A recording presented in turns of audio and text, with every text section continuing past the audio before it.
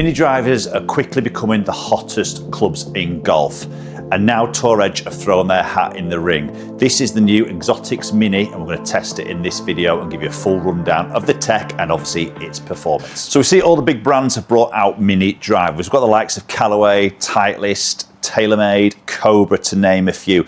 And now we've got Tour Edge entering that arena with the Exotics Mini.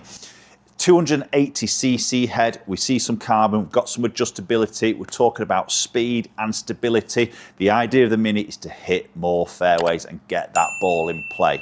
We're going to test that in this video. Right, let's jump straight into it. Let's see what this club really sort of looks like. So first impressions on the sole of the golf club, it looks pretty sleek.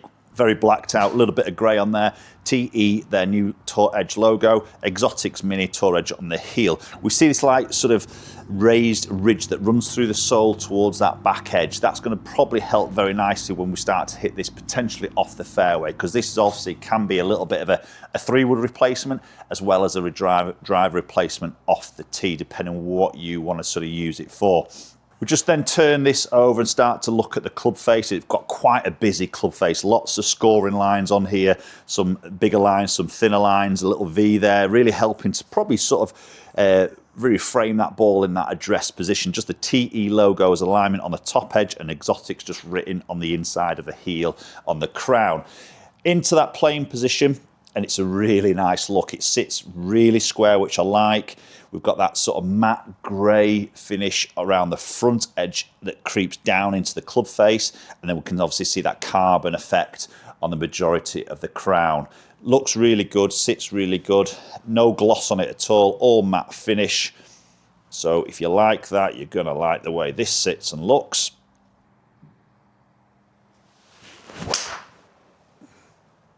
Okay, so there's a nice opening shot with the Mini. Very nice, straight flying ball flight with that particular one. You can see launch at 13 degrees, spin 3.5. We'll probably see that spin, I would say sort of around that 3,000 mark. That was a fraction low, so it just crept a tiny bit on me. But really, you know, 252 carry, pretty decent, and finding that sort of fairway. Tour Edge is saying this is where speed meets control, and they've got this combo blazing technology, which basically is this very lightweight titanium face is then sort of attached to this stainless steel body in a way that just doesn't create any sort of holes or weaknesses. Basically, it's all around trying to get energy back into that club face for speed and ball speed. You know, faster ball speeds is going to be more distance. They've then got this stainless steel body, which is, again, going to try and push the weight of the head with that stainless steel to the perimeters of the golf club, again, helping to create stability. Obviously, we can see that carbon crown, which is going to be lighter. Again, that's going to allow them to push that weight back. We visibly see that 13-gram weight at the back of the driver, pulling that CG sort of down and low. And obviously that's going to help, again, with stability. And that's what the mini drivers is all about, isn't it? You know, trying to get that ball in play as best they can. I put myself on a relatively sort of tight tee shot here. So I'm putting it to a little bit of a test, because we need to be hitting fairways as best we can with a mini driver. So anybody who maybe struggles to find the fairway with a traditional driver, the longer length, a little bit less loft, maybe struggles with curvature, minis are always maybe a good option to have a little look at. That's a good hit. Nice high sort of ball flight. Again, this is an 11.5 degree loft that I've got in my hands I'm testing. They also offer a 13.5 as well. So maybe that just sort of depends on what you're maybe going to use it as, whether it's going to be off the fairway sort of club, maybe as a fairway replacement, you might opt more for that 13.5, a little bit more loft. Or if it's a drive replacement, you might then just opt for like what I've got in my hands here, the 11.5. So you can see on that one there, the strike was a little bit higher up the face, better strike. You can see a little bit more distance there. Spin was around that 3,000 mark, which is pretty good. And they're getting a good carry there at 259 through the air.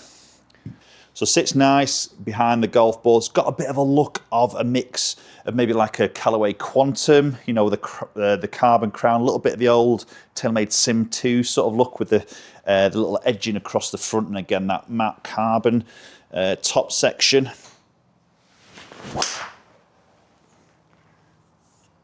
Okay, just test a little bit of forgiveness.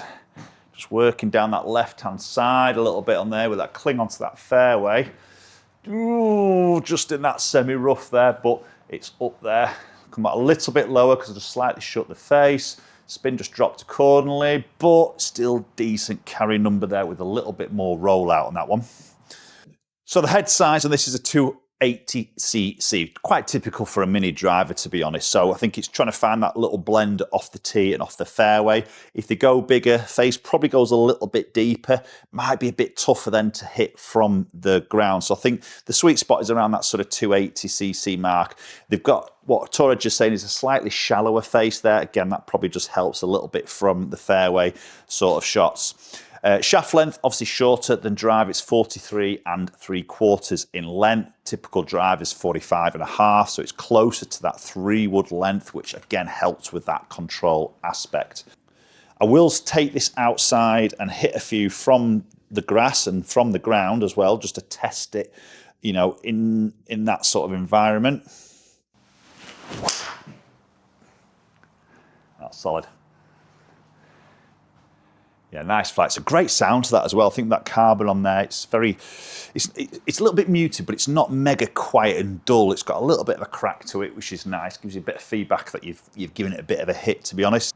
Now, we've also got this pyramid face that we see here. So basically what that is behind the club face, we've got all these sort of lumps and bumps, which basically is helping to sort of create a bigger sweet spot in a reality, or creating faster ball speeds on your miss hit. So again, trying to keep that speed up off the club face, as well as that very thin, light titanium face with that perimeter weighting.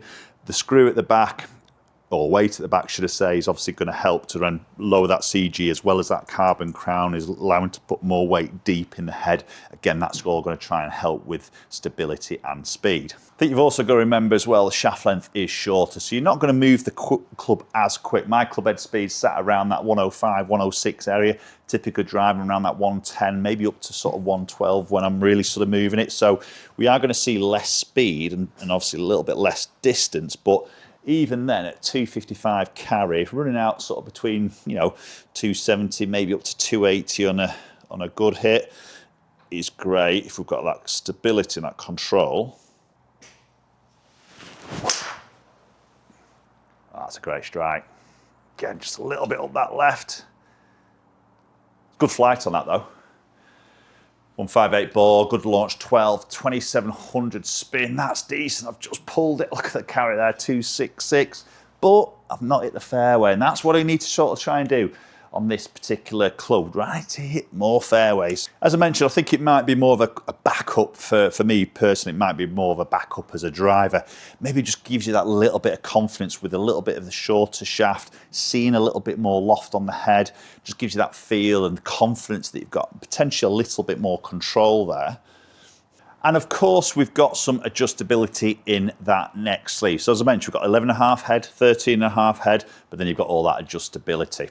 So on the 11.5, you can see there, playing it at that 0 alignment on the back of the hosel, it plays at a 57-degree lie angle, which is standard. Now I've got this set at UO, which is more upright, keeping the loft at 11.5, but I've made it more upright, which you can see it on the chart there, brings it in at 60 degrees. Maybe that's where those left ones have just crept in. The reason I've done that is because when I picked it up, it just looked quite flat to me. So I just made it a little bit more upright to look like it sits a little bit better. But obviously making it a little bit more upright can produce a little bit more draw, as they're calling it, but a little bit more of a left starting axis of the golf ball. And obviously making it a little bit flatter will do the opposite, can make it go a little bit right.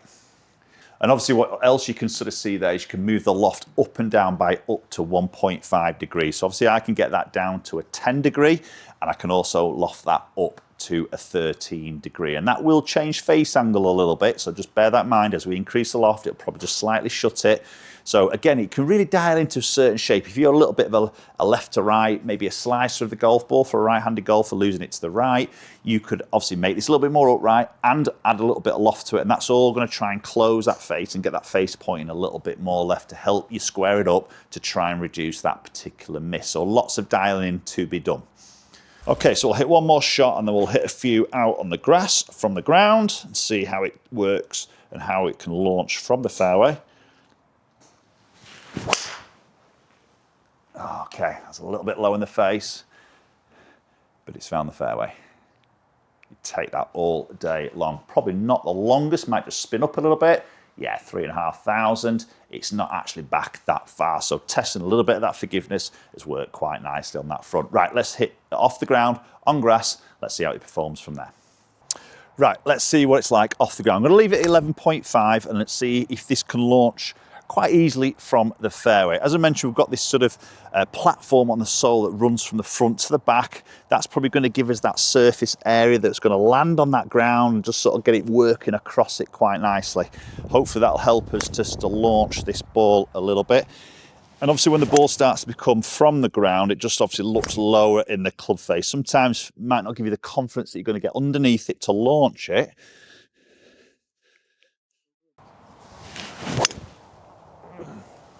Yeah, it's a little bit low, a little bit left, but it's not bad. So as you probably see out on the ground there, it was relatively easy to launch, even with that 11.5. So obviously 13.5, it's going to be even easier again. Yes, I did catch a couple low in the face, but they did all right. When I got the strike right, the flight was really, really good. So relatively confident of hitting that from the fairway. So post comments down below. Let me know your thoughts. Exotics Mini from Tour Edge. Is that something you go out and buy? Get that ball in that fairway. It does mean a lot when we're out on that golf course, doesn't it? Appreciate you watching the video as always, and hopefully we'll catch you all very soon.